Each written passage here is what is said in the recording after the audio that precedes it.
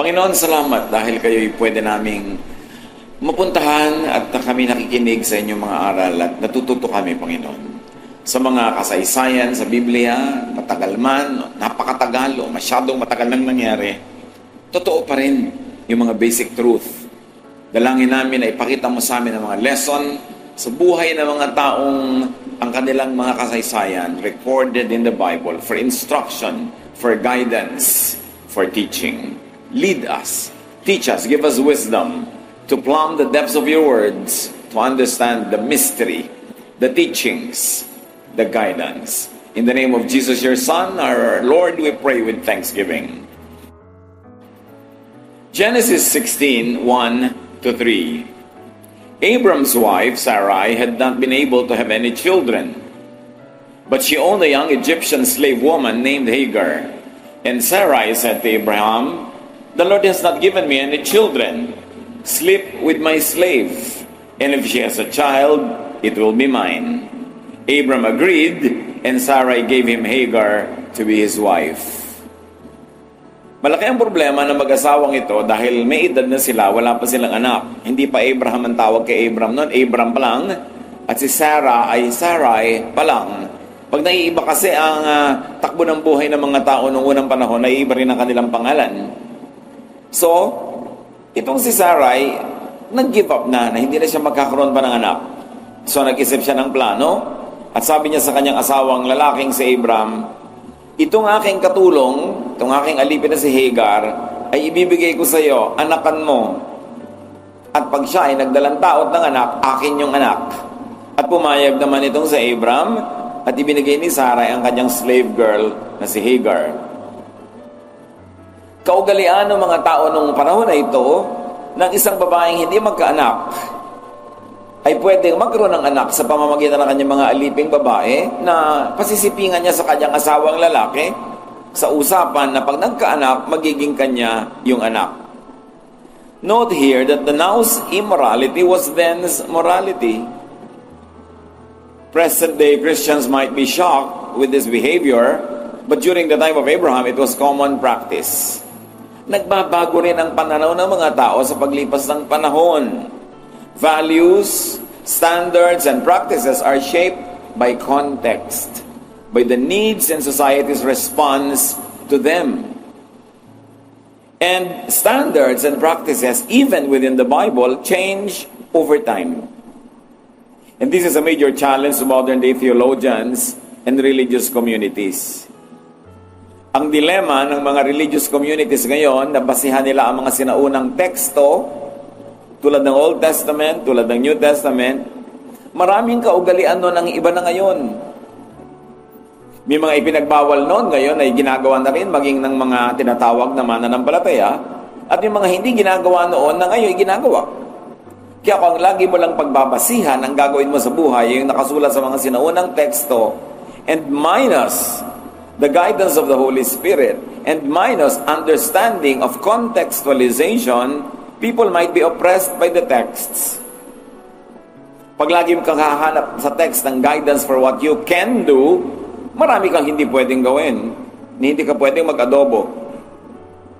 Kasi hindi naman nakalista yun sa Scripture. How to balance traditional religious values based on ancient texts and changing social context is a major challenge to enlightened, informed, and intelligent believers of today. At marami na ang nagiging kanilang pananaw ay kung ano lang ang nakasulat sa Bible, yun ang kanilang gagawin. Pero nakikita naman nila na marami nakasulat doon na ngayon ay hindi nila kayang gawin, tulad ng ginawa nitong si Sarai, na ibinigay niya ang kanyang katulong na babae para magkaroon ng anak sa pamamagitan ng sinapupunan ng kanyang alipin. Even within the Bible, from the Old Testament to the New Testament, maraming changes of norms, changes of values, and even from within the Old Testament itself, and within the New Testament itself, moralities evolved with social realities.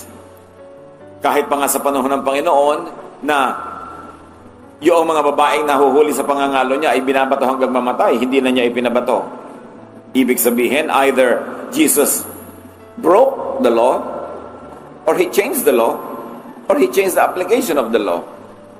At isang malaki talagang hamon sa mga tao ngayon, kung alin sa mga sinaunang katuruan ang ngayon ay dapat pa ring sundin, alin ang pwedeng mag-adjust ka na because of the love of Jesus and the adjustments that Jesus made, alin yon?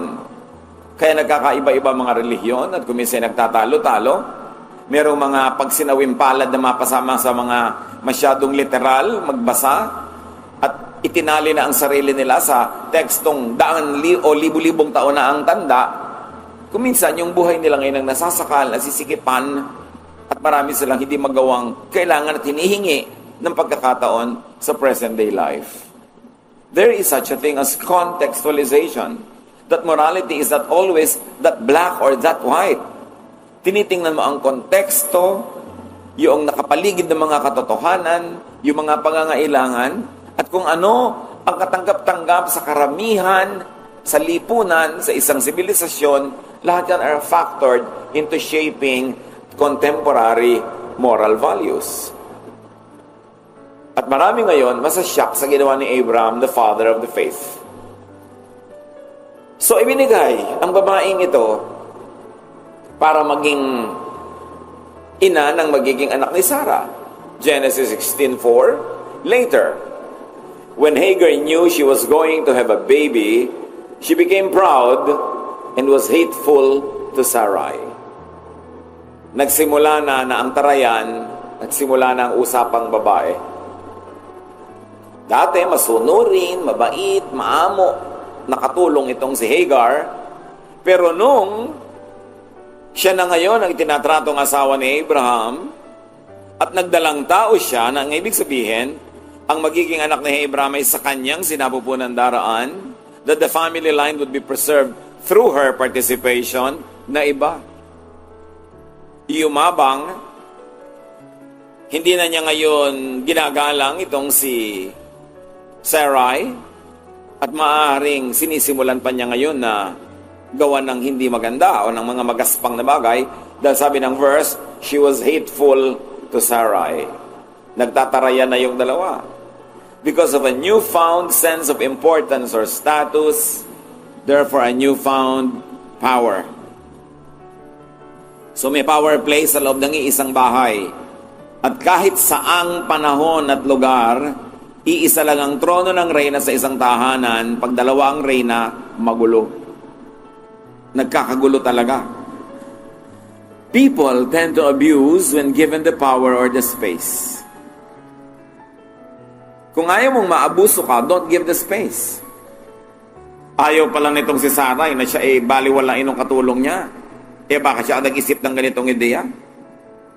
Inisip niyang makaisa, magamit ang womb ng kanyang katulong, pero ngayon siya ang naiisahan. Siyempre, nagdamdam siya. Ikaw ba man, number 1? Pagkatapos ngayon, nagkaroon ng number 2 sa same house. At natatalo ka na, mas importante na siya, anong mararamdaman mo?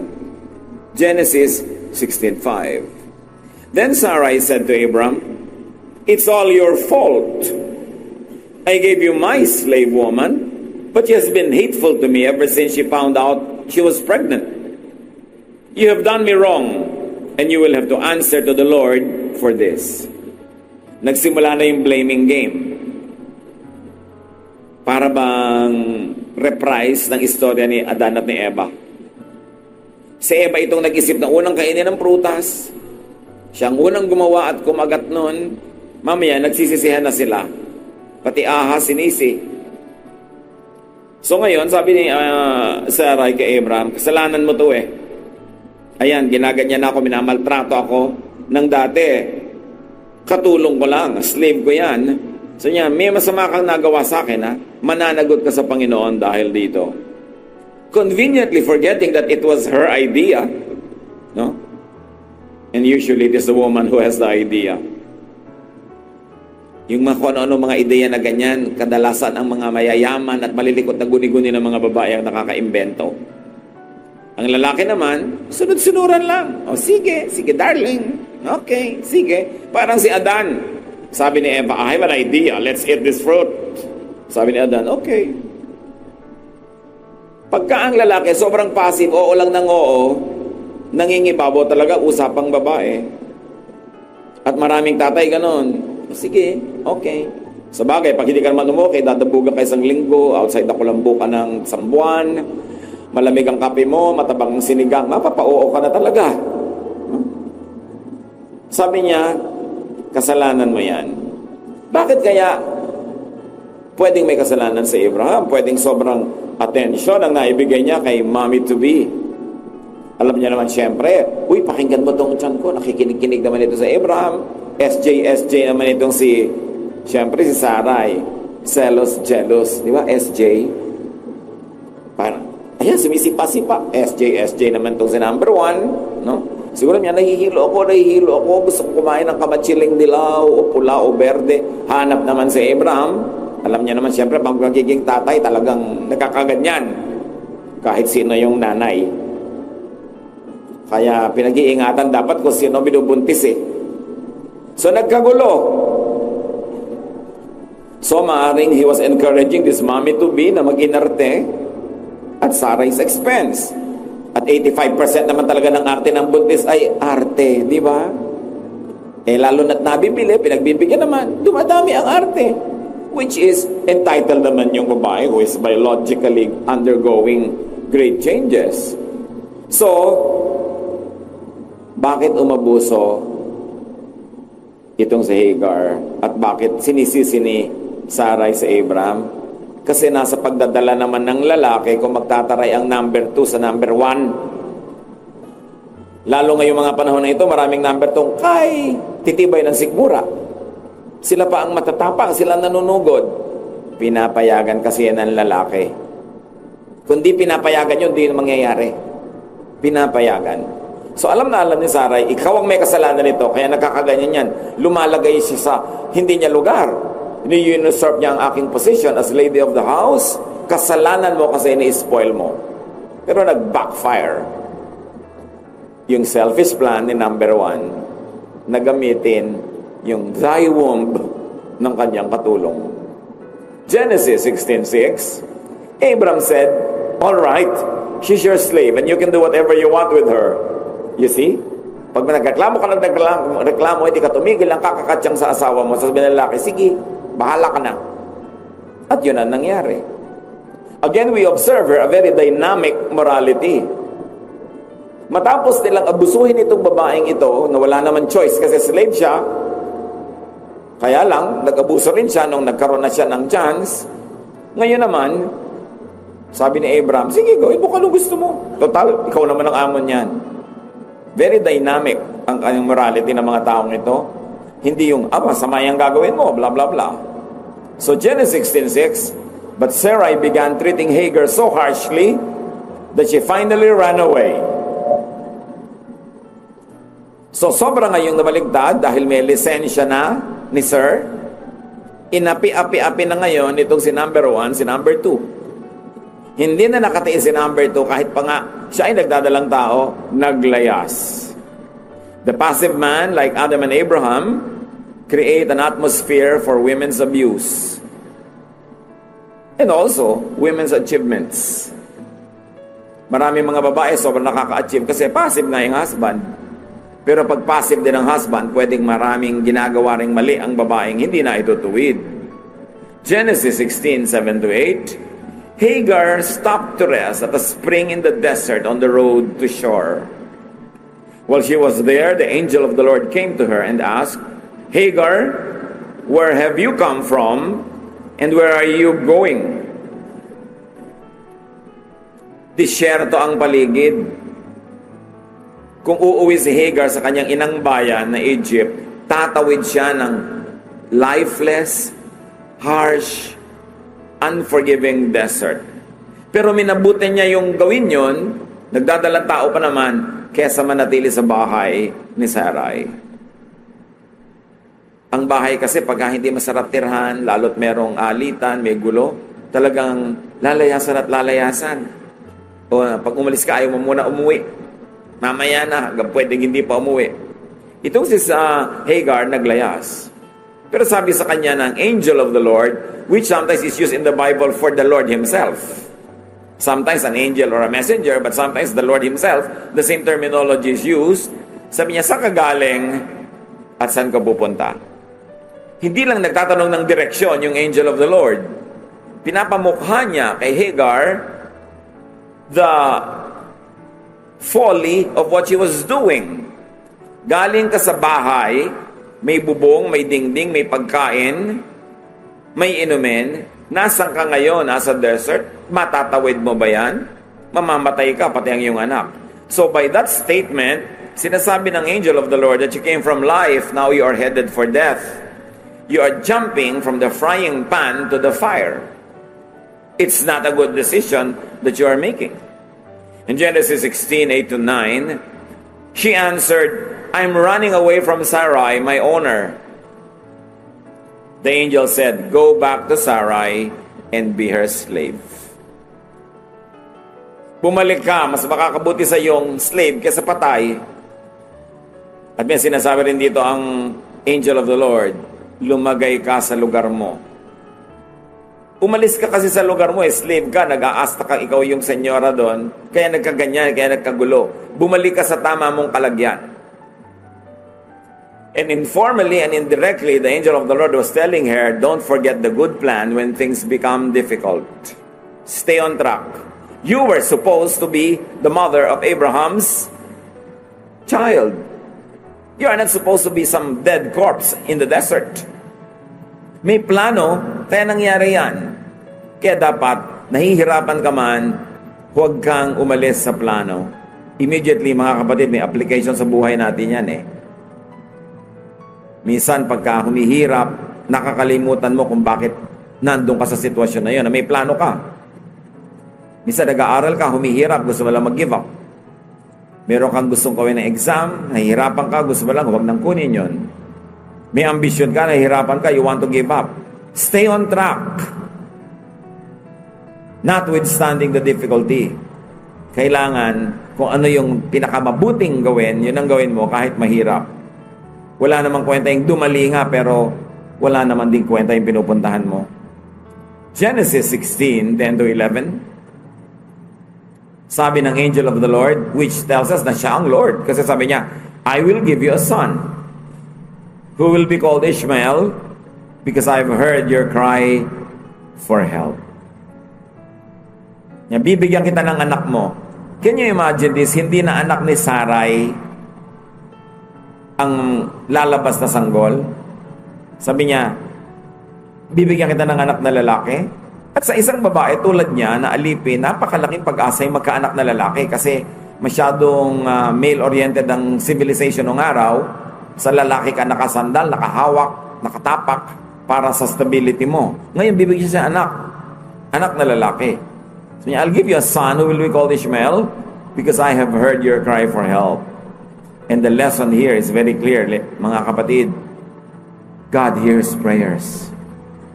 Even of slaves, even of runaways, even of other races, and yes, even of number twos. Nakikinig ang Diyos sa dalangin ng sino mang lumalapit sa Kanya. Walang exclusive franchise ang isang lahi, ang isang relihiyon, o ang mga banal lang para manalangin. God takes pity on people that are in a very difficult situation. At kung meron man sa atin na nasa ganyang kalagayan ngayon, just continue praying because God hears prayers. Ang start dito, yung family ni Abraham, slave lang ito. Nagalit pa yung master, yung mistress niya, and the master, pinayagang palayasin siya. But nevertheless, hindi siya binitawan ng Diyos. Genesis 16:11 to 12. And later, I will give you so many descendants that no one will be able to count them all. Yan ang pangako kay Abraham, ipinangako na rin dito sa slave. But your son will live far from his relatives, and he will be like a wild donkey, fighting everyone, and everyone fighting him. At ito ang naging ninuno ng isang lahi na hanggang ngayon ay nakikipaglaban sa mga anak ni Abraham. Dahil sa alitan ng dalawang babae, dahil sa usapang babaeng hindi na ayos, hanggang ngayon ang mundo apektado. that there is this national and racial conflict between these two sons and their descendants. So merong promise na ibinigay kay Hagar, dadami rin ang iyong mga kaapu-apuhan.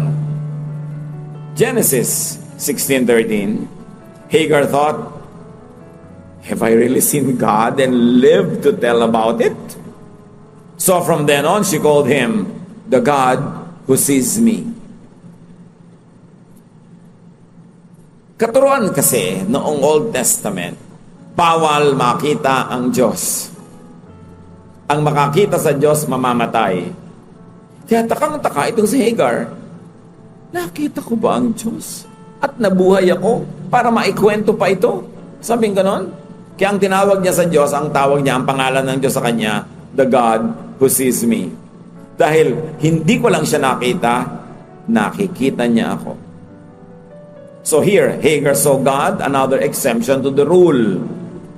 Yung mga sobrang legalista sa mga rule na nakikita nila sa relihiyon na hindi na pwedeng ma-exempt ang anumang bagay, mag-isip-isip kayo, maraming exemption kahit sa loob ng Biblia.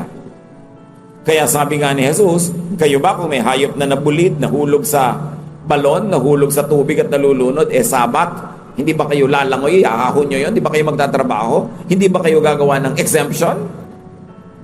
At ang ine-expect ni Jesus sa sagot, yes, you will make an exemption to the rule, from the rule, to be good, to be kind, and to be practical.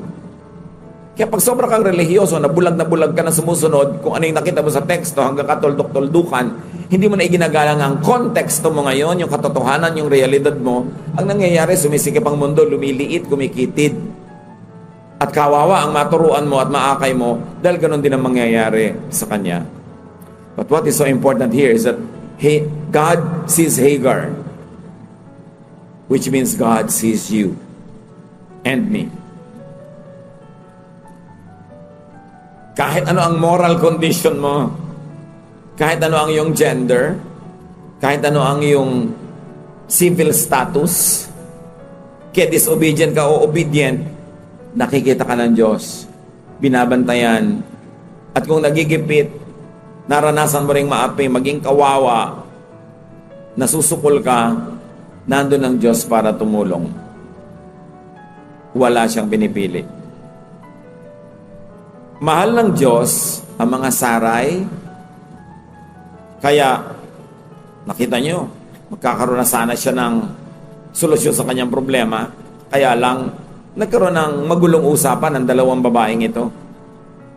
Mahal ng Diyos sa mga Hagar, lalo na yung mga Hagar na victims lang naman. Hindi naman lahat ng naging number 2, inisip nila, pinangarap nila maging number 2. Pag binasa mo yung mga ambisyon nila nung araw, lalo na nung uso pa yung mga slam book, ambisyon, wala namang batang babaeng naglagay na ambisyon, maging kerida, maging kulasisi, maging desgrasyada, maging separada, maging ganito, maging ganon, maging prostitute. Wala naman nangarap nun. At nakita natin, hindi naman pinangarap yun ni Hagar. Wala lang siyang choice kasi siya slave. At maraming uri ng slavery, slavery of poverty. No. Sometimes slavery ng pamilya. Lang ibinubulid ka na mapahamak. So yung mga biktima, mahal yun ng Diyos. Hindi laging akala mo na lang sila makasalanan ng tingin mo, lagi na lang masama.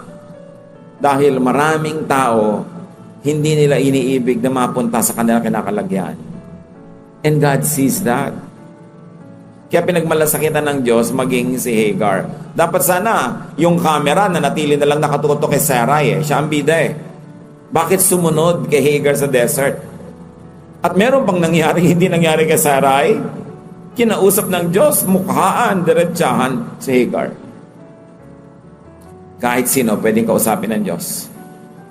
Walang religion, religious group, or organization, o training program na magsasabing, pagka lang sumali sa amin, doon kakakausapin ng Diyos. God is God of everyone. And the Bible is full, replete with such examples. You only have to be blind not to see. So mahal lang Diyos ang sino man. Kung ikaw man ay si Sarai, naintindihan ng Diyos ang iyong kalagayan, pinangakuan naman kasi itong si Sarai at si Abraham, nag-apura lang. May pangako sa kanila magkakaroon kayo ng maraming mga anak. Kaya lang inilagay na nila sa sarili nilang kamay yung method nung nainip. Mga kapatid, may pangako ang Diyos sa ating lahat. Sabi niya, I know my plans I have for you. Plans to prosper you, not to harm you. Plans to give you hope in the future. Huwag kayong mag-apura kung hindi pa natural, normal at tama na ibinibigay ng Diyos. Huwag kayong humiram ng mga pamamaraan, mga methods and tools from Satan just to be able to do what you want. Wait for the right time. May panahon, kahit ang tanda-tanda na, kahit parang wala na. Katulad ni Abraham, later on, tsaka pa lang siya magkakaanak.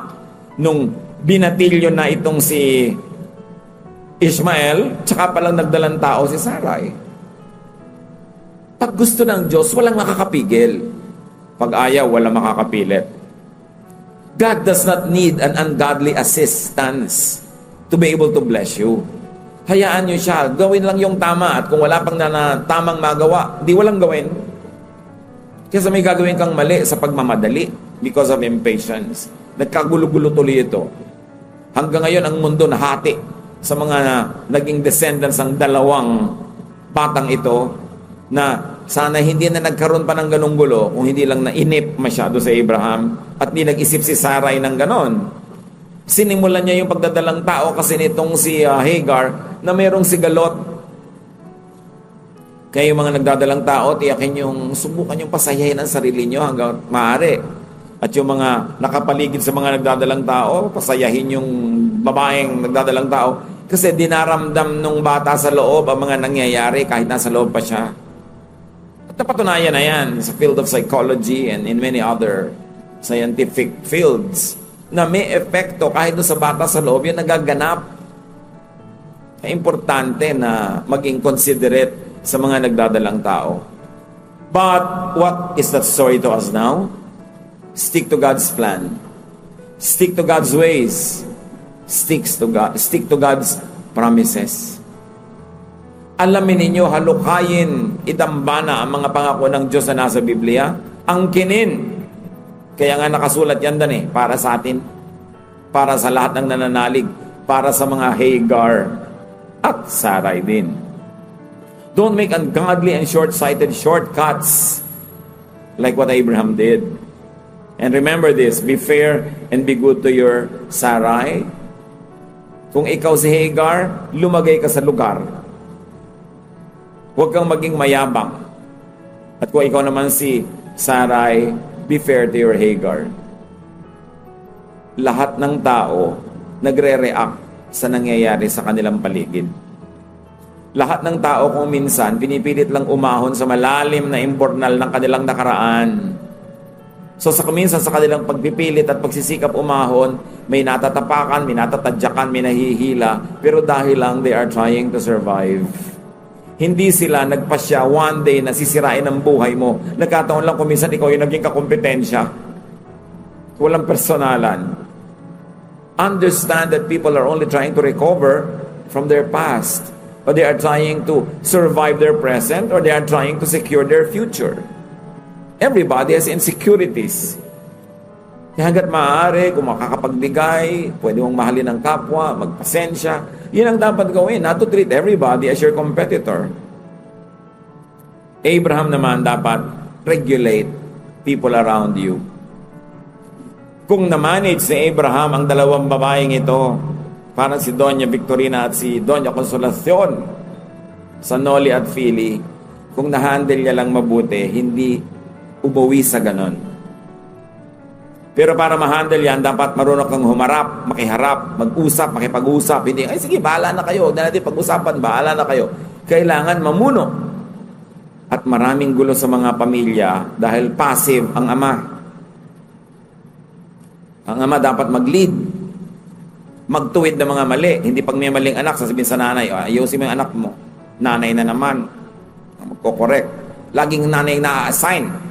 Pag may kailangan mangutang, nanay din ang naka-assign. Nakakitan ba kayo ng lalaki nangungutang? 80% ng nangutang babae, uutusan ng lalaki, mangutang ka naman. At bayaran mo na rin. Babae rin magbabayad. Maraming ganyang scientific studies, kaya marami ngayon mga microfinance groups, mga NGOs, hindi nagpapahiram sa lalaki. Sa babae nagpapahiram kasi mas mataas ang rate ng pagbabayad nila. So, napakabuti dapat yung mga lalaki talaga manindigan. Hindi lang ibig sabihin ng tunay na lalaki may bicep at saka may abs. Kailangan may paninindigan, may matibay na loob, at kailangan mamuno talaga sa pamilya. Huwag yung magtago na kunwari naggagalit-galitan, naduduwag lang pala, na harapin ang mga tunay na issues ng pamilya. Lead. The problem was the silence of Adam. Dapat, nung titingin-tingin pa lang si Eva doon sa puno, pinitik na niya. Huwag kang tumingin dyan. Babae ka. Titingin-tingin na, pinayagan pa niya. Nung pumipitas-pitas na, pinayagan pa niya. Nung pinapakain siya, kumain din naman. Hindi nanindigan. Importanteng manindigan. Men should lead as mandated by the Lord. And this kind of leadership should not be usurped by anybody. So regulate emotional at mga magugulong usapan sa pamilya para wag lumaki. Do not just be passive. But very important to all of us, God loved Hagar, so why can God not love you? Mahal tayo ng Diyos. At kung tayo nalagay sa isang kalagayan ni Hagar na nakapang-agaw, umabuso, o nagkamali, mahal pa rin tayo ng Diyos. Don't self-destruct. Talagang halos nagpapakamatay na siya para pumunta doon sa desert eh. Don't do that. There's always hope. You can always improve your situation because God sees you. And God loves you. Learn this very important truth. Si Hagar, baliwalang slave, kinausap ng Diyos directly. And I have no doubt that God speaks to each one of us. Especially in our moments of trouble and weakness. Just listen and heed God's call. Sabi niya, umuwi ka, bumalik ka, lumagay ka sa lugar, doon ka, at meron akong plano para sa iyo. Kung mali ang kalalagyan natin, huwag niyo nang maliin pa. Huwag nang dagdagan pa. Don't make it worse. Don't jump from the frying pan to the fire. Sabi ng matatanda, nasa banig na, lumipat pa sa sahig. Kung napasamaman tayo ng kalagayan, ituwid nyo na, huwag nyo nang dagdagan pa ng mali. Because God sees you. God loves each one of us, and everyone has hope in the Lord. Panginoon, marami pang application ang kwentong ito. Turuan nyo kami na apply sa aming mga buhay-buhay. Kung paano mo minahal si Abraham, si Sarai, at si Hagar. Pati ang kanilang mga naging anak. Ituro mo sa amin, Panginoon, na maging mapagmahal din kanino man. Huwag magtangi. At kami man, Panginoon, huwag lilimutin na mahal nyo kami.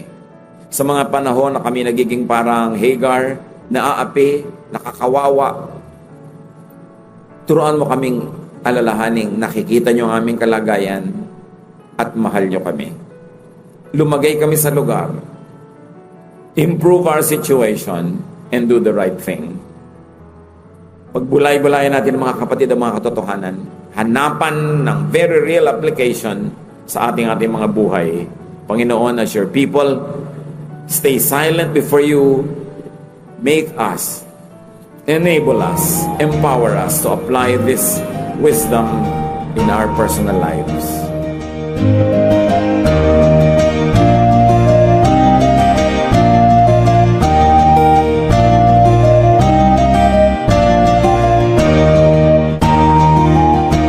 Ang katatapos pong mensahe ni Kuya Ed Lapid ay pinamagatang Usapang Babae.